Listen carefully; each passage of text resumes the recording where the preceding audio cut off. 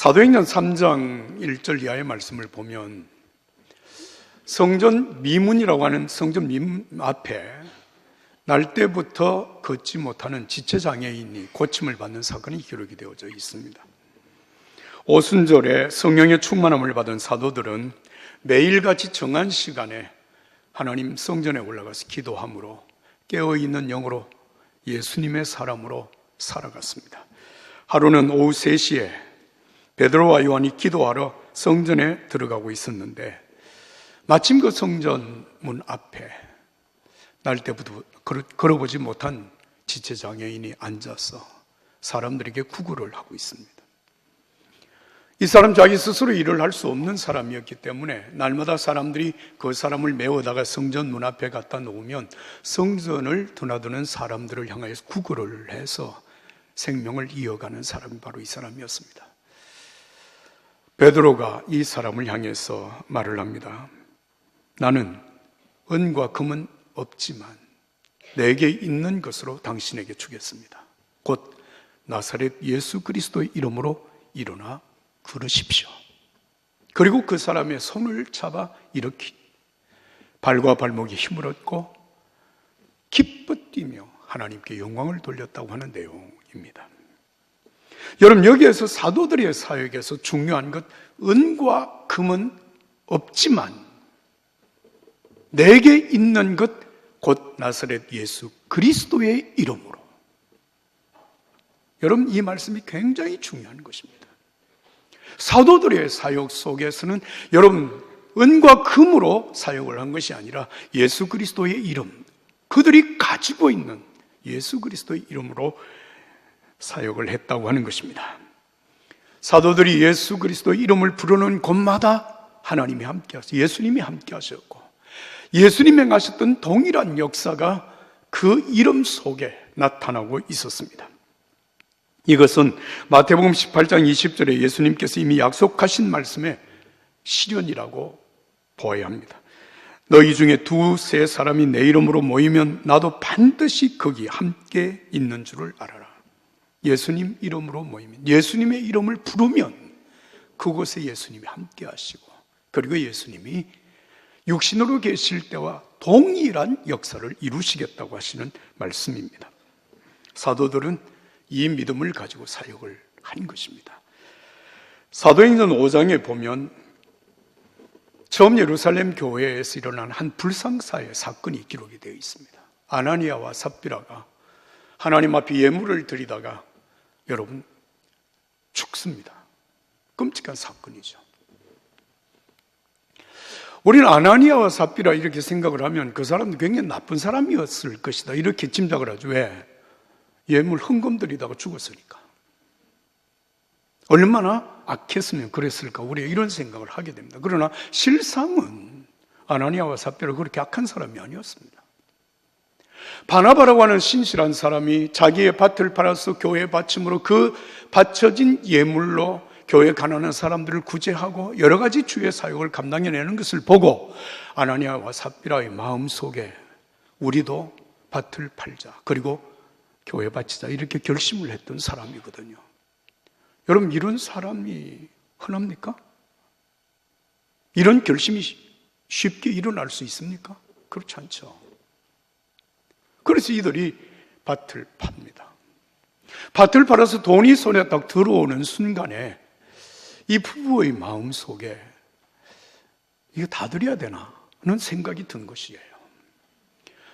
교회 안에 헌금을 전혀 못하는 사람도 있고 있어도 안 드리는 사람도 있는데 우리가 굳이 이 많은 밭을 판 값을 하나님 앞에 다 드릴 필요가 있느냐, 그 말이죠. 그래서 부부가 의논을 하고 일부를 감추어 두고 그리고 나머지 일부를 베드로 사도에게 가지고 갔습니다. 베드로 사도가 그 헌금을 받으면서 묻습니다. 이게 전부냐? 이게 다냐? 아나니아가 답니다. 그때 베드로는 정말 무서운 말을 합니다. 아나니아야, 내가 어찌하여 사탄에게 넘어가 땅값의 일부를 몰래 떼어두었느냐? 내가 무슨 생각으로 이런 속임수를 쓰느냐? 내가 사람을 속인 것이 아니라 하나님을 속였고 내가 성령 앞에서 거짓말을 한 것이다, 이렇게 말했습니다. 그리고 그 사건으로 아나니아가 죽었고 그리고 삽비라도 죽습니다.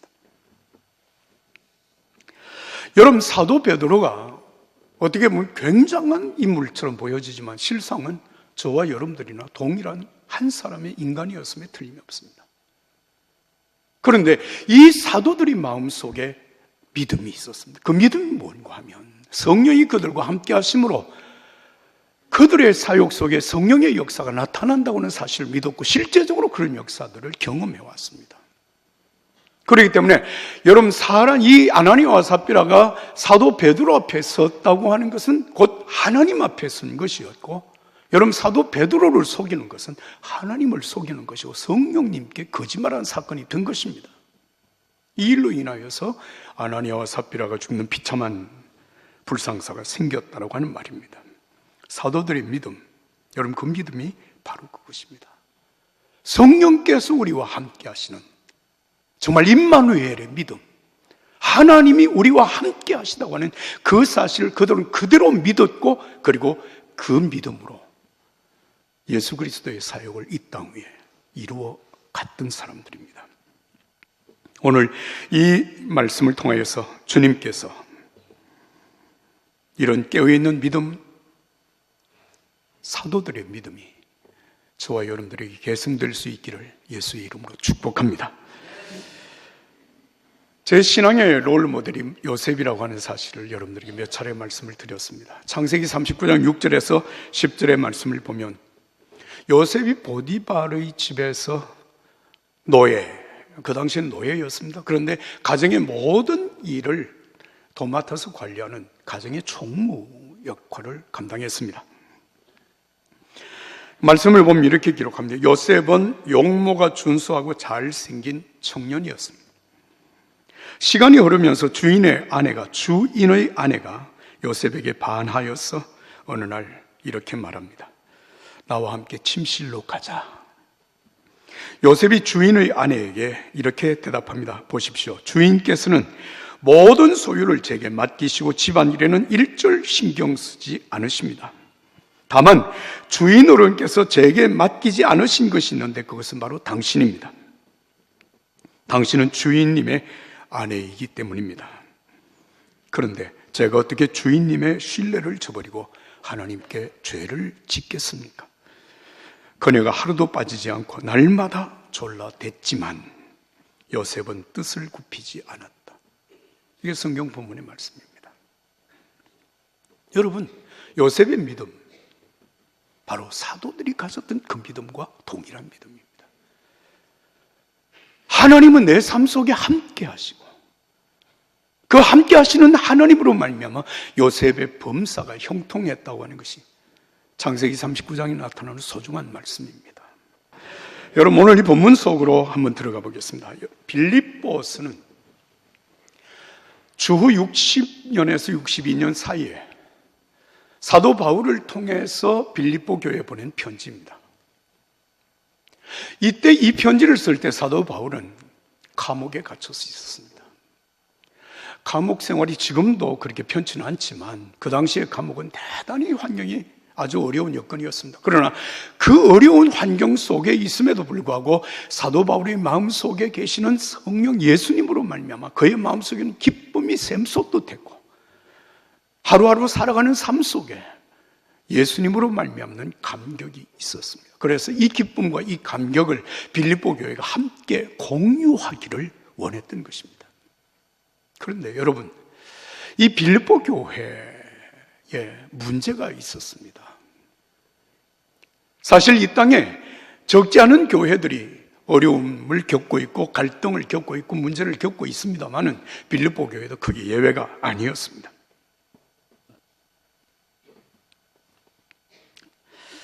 여러분, 그 문제가 무엇인가 하면 교회 안에 두 그룹이 나누어져 있었어요.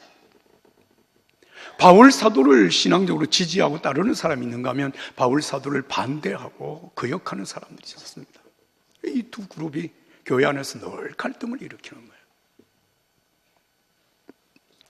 특히 사도 바울이 감옥에 복음으로 말미암아 옥에 갇히게 되자 그 두 그룹이 극렬하게 나누어져서 한편의 사람들은 사도 바울을 괴롭게 하려고 복음을 전하는가 하면 한편의 사람들은 사도 바울이 하던 일을 우리가 계승하자라고 하는 의미에서 복음을 전하는 그런 현상이 일어났습니다. 사도 바울은 이 사실을 알고 오늘 빌립보서 2장 1절부터 5절 말씀에 교회가 이런 갈등을 이겨낼 수 있는 길이 무엇인가를 말씀하신 것입니다. 여러분, 2장 1절부터 5절까지 말씀 우리가 한 목소리로 다 같이 읽겠습니다. 그러므로 그리스도 안에서 무슨 권면이나 사랑의 무슨 위로나 성령의 무슨 교제나 긍휼이나 자비가 있거든 마음을 같이하여 같은 사랑을 가지고 뜻을 합하며 한 마음을 품어 아무 일이든지 다툼이나 허용으로 하지 말고 오직 겸손한 마음으로 각각 자기보다 남을 낫게 여기고 각각 자기 일을 돌볼 뿐더러 또한 각각 다른 사람의 일을 돌보아 나의 기쁨을 충만하게 하라. 너희 안에 이 마음을 품어라. 곧 그리스도 예수의 마음이니. 할렐루야. 여러분, 이 1절부터 5절 사이의 말씀 속에 마음이라고 하는 단어가 5번 쓰여지고 있음을 우리가 지금 읽었습니다. 마음을 같이하여 한 마음을 품어 오직 겸손한 마음으로 이 마음을 품으라. 곧 그리스도 예수의 마음이니.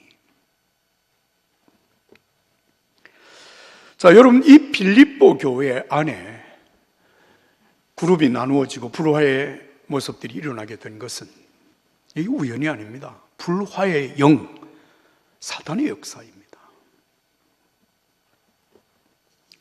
사단의 역사가 교회를 어지럽게 하고 그리고 성도들의 믿음을 흔들고 있는 이 빌립보 교회의 이 말씀을 보내면서 어떻게 하면 이 교회가 정말 하나로 화합하고 회복할 수 있겠느냐라고 하는 말씀으로 한번 따라서 합시다. 이 마음을 품으라.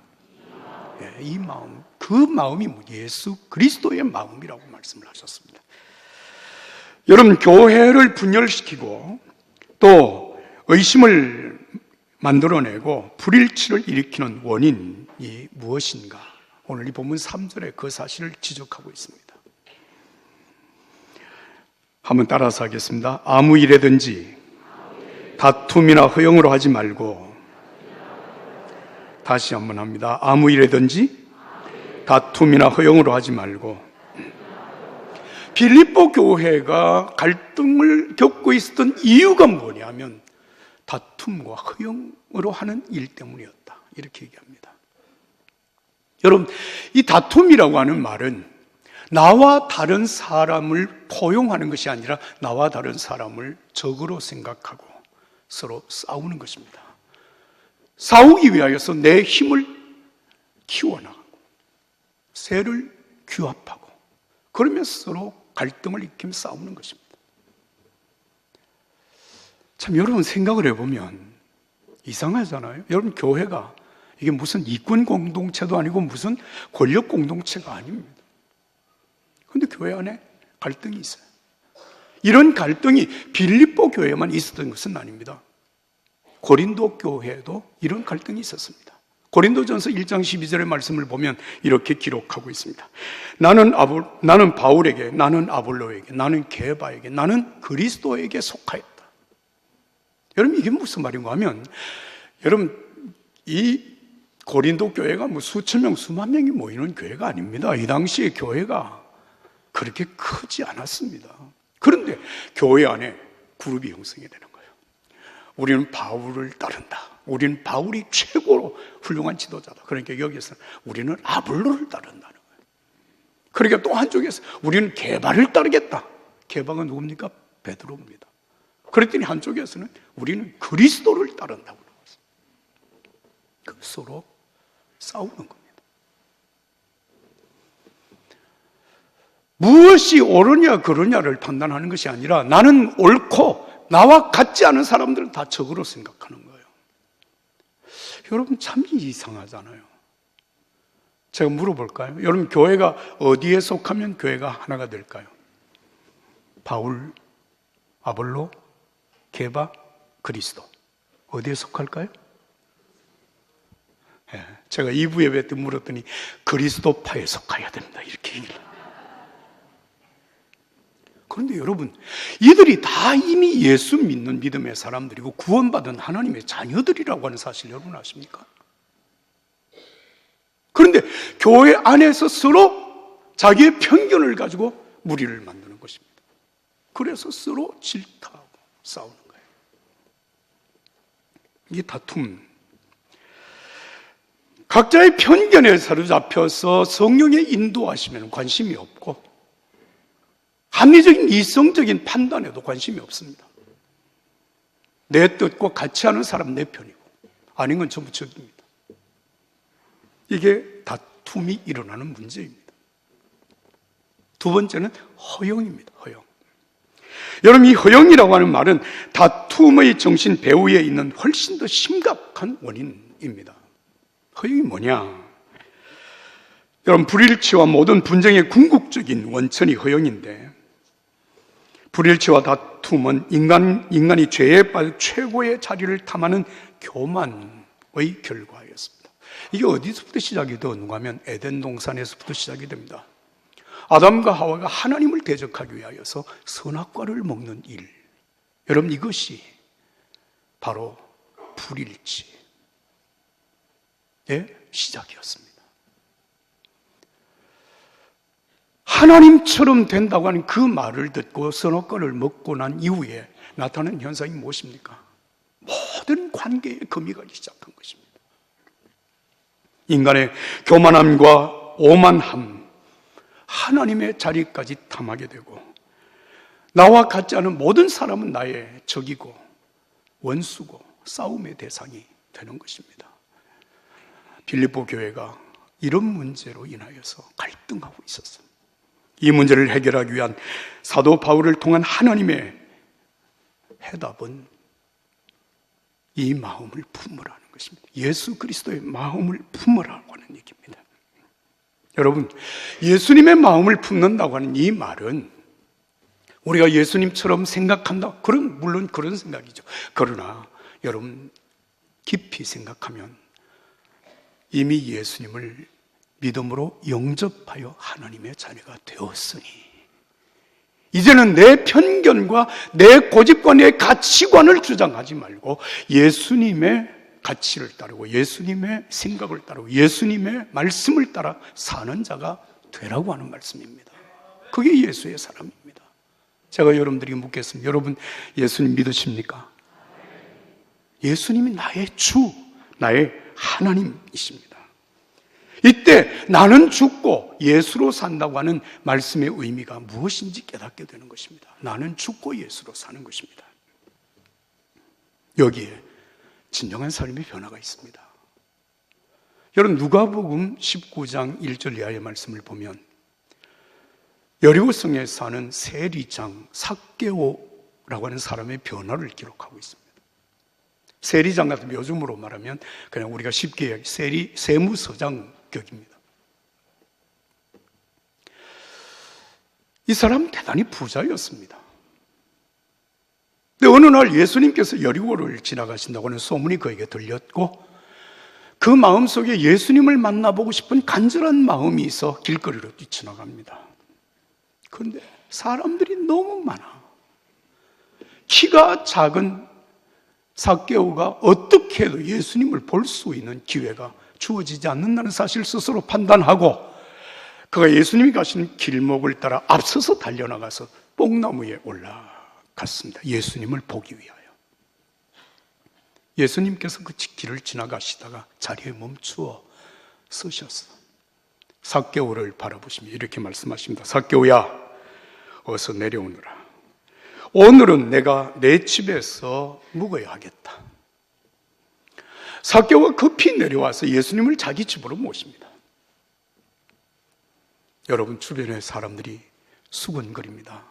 아니, 저 양반이 저 삭개오가 누군지 알고 지금 저렇게 행동하는 건가? 수근거리고 비난합니다. 저 사기꾼, 같은 인간. 그런데 예수님께서 삭개오의 집에 들어가신 이후에 삭개오의 삶에 놀라운 변화가 일어납니다. 이렇게 말씀합니다. 예수님, 제 수입의 절반을 가난한 사람들에게 주겠습니다. 그리고 제가 남을 속인 일이 있으면 그 피해에게 4배나 보상하겠습니다. 여러분, 이 사람이 세리장으로서 큰 부자였다고 하는 사실을 우리가 생각하면 어쩌면 이 사람은 지금까지 자신의 삶 속에 최고의 가치가 돈이었는지도 모릅니다. 돈을 모으는 일에는 혈안이 되어서 살아온 사람인지도 모릅니다. 그런데 지금 예수님을 자신의 집에 모신 이후에 자기의 수입의 절반을 가난한 사람들에게 나누어 주어 다른 사람에게 피해를 입힌 일이 있으면 4배나 갚겠다고 지금 말을 하고 있습니다. 어떻게 이런 변화가 일어났을까요? 여러분 한번 상상을 해보십시오. 예수님께서 그 집에 들어가시면서 혹시 이런 얘기를 하셨을까요? 어이 삭개오, 내가 오늘 당신 집에 들어온다고 하는 사실 때문에 사람들이 수근거리고 비난하는 얘기를 들었잖아. 내가 그 모든 걸 다 무시하고 내가 당신 집에 왔는데 당신 나를 보았으라도 뭘 좀 해야 되지 않겠어? 당신이 변화되는 모습을 좀 보여야 되지 않겠어? 예수님이 그렇게 말씀하셨나요? 그런 얘기가 성경에 전혀 없습니다. 그냥 예수님을 영접했고 예수님은 그 집에 들어가셔서 그냥 계실 뿐인데 삭개오가 그 예수님 앞에서 지금 이렇게 변화된 자신의 모습을 드러내고 있는 것입니다. 어떻게 일이 가능했을까요? 여러분, 진정한 삶의 변화라고 하는 것이 여러분 누가 강요해서 당신 변해야 된다고 하는 그 말씀을 듣고 여러분 변화가 되는 것입니까? 정말 그렇게 변화됩니까? 여러분들이 삶에 그런 변화가 오던가요? 내가 착하게 살아야지 결심해서 여러분 그 결심이 여러분들이 삶 속에 열매가 맺어지는 것입니까? 아닙니다. 어떻게 이런 변화가 가능한 것입니까? 여러분 삭개오를 보십시오. 예수님을 만나보기를 간절하게 원했고 그 예수님을 보기 위해서 달려나가 뽕나무 위에 올라가서 예수님을 바라보는 그 삭개오, 예수님께서 그의 마음의 간절함과 진실함을 보시고 삭개오의 집에 들어가셨을 때 여러분 삭개오의 눈이 열린 것입니다. 예수님이 누구신지를 알아본 것입니다. 그냥 한 사람이 비범한 탁월한 인간이 아니라 예수님은 바로 메시아 그리스도이시고 예수님은 임마누엘이시고 우리와 함께 하시는 하나님이라고 하는 사실이 그 눈에 보여진 것입니다. 할렐루야. 그 예수님 앞에서 여러분 비춰진 자신의 허물과 죄된 모습을 바라보면서 예수님 앞에 표현하는 것입니다. 예수님, 제 소득의 절반을 나누어 주겠습니다. 지금까지 내가 돈이 최고인 줄 알고 살아왔습니다. 예수님을 만나고 보니 내가 이렇게 산 것이 정말 온전치 못했다고 하는 사실을 알겠습니다. 변화가 일어나는 것입니다. 여러분, 진정한 변화라고 하는 것은 우리가 예수님을 진정으로 만날 때, 하나님을 진정으로 만날 때, 우리가 진정으로 은혜를 받을 때 여러분 이런 변화가 강요에 의해서가 아니라 성령의 감동으로 이루어지는 것을 믿으시면 아멘 합시다. 나와 함께 하시는 하나님, 그 하나님이 나와 함께 하시니 내가 어떻게 살아야 할까? 정말 내가 어떻게 사역을 해야 될까? 여러분, 그것은 결코 어려운 문제가 아닙니다.